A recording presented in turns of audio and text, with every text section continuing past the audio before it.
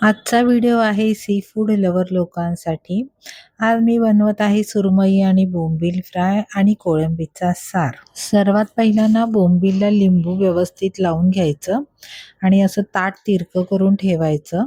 त्यामुळे बोंबीलमधलं एक्स्ट्रा पाणी निघून जातं. आता मी इथे घेतले आहे लाल तिखट, आलं लसूणची पेस्ट, मीठ, हळद आणि कोकमाचं अवगळ घातलं आणि छान असं मिक्स करून घेतलं. आणि मग सुरमईच्या तुकड्यांना असं व्यवस्थित लावून घ्यायचं हे मिश्रण. या मिश्रणामध्ये ना दुसरे कुठले मसाले ऍड करत नाही बसायचे, कारण मग आहे ना फिशची ओरिजिनल चव निघून जाते. आता हे बघा सुरमईच्या तुकड्यांना मसाला मस्त लावून झालाय. आता हा राहिलेला मसाला मी बोंबीलला लावायला ठेवणार आहे. इकडे मी शंकेश्वरी मिरची घेतली आणि ती भिजत ठेवली एक 15-20 मिनिटासाठी. याचं आता वाटप करून घ्यायचं.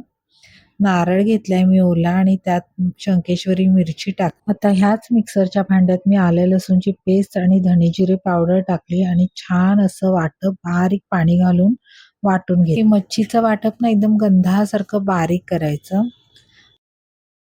ह्या सरावरून ना इंद्रायणी तांदळाचा भात एक नंबर लागतो. तेल गरम करून हे वाटप व्यवस्थित असं परतून घ्यायचं. त्यात हवं तेवढं पाणी घालायचं. हे एकदम पातळ आमटी नाही करायची, थोडंसं घट्ट सार करायचं, मग छान लागतं भातासोबत पण.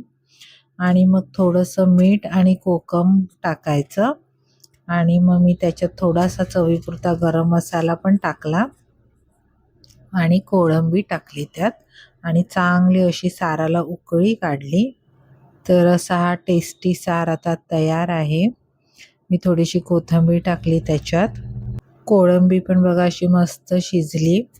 आता एकीकडे मी चपात्या लाटायला घेतल्यात. कुकर पण व्हायला लागलाय साईडला. मुंबईची लोक ना बुधवार आणि शुक्रवारला मच्छीचा वार बोलतात. पहिल्यांदा मला खूप हसायला यायचं, पण या 2 वारांना ना मार्केटमध्ये मच्छी फ्रेश मिळते, त्यामुळे याला मच्छीचा वार बोलतात. हे बघा आता बोंबलातलं पाणी कसं व्यवस्थित निथळून आले, त्याला मी ते राहिलेलं वाटप टाकलं. आता सुरमई फ्राय करायला घेतली. बारीक रवा घेतला सुरमई फ्राय करायला. बारीक रवा लावला ना की सुरमई अगदी कुरकुरीत होते. कोण कोण तांदळाचं पीठ पण लावतात, मी पण लावते कधी कधी तांदळाचं पीठ.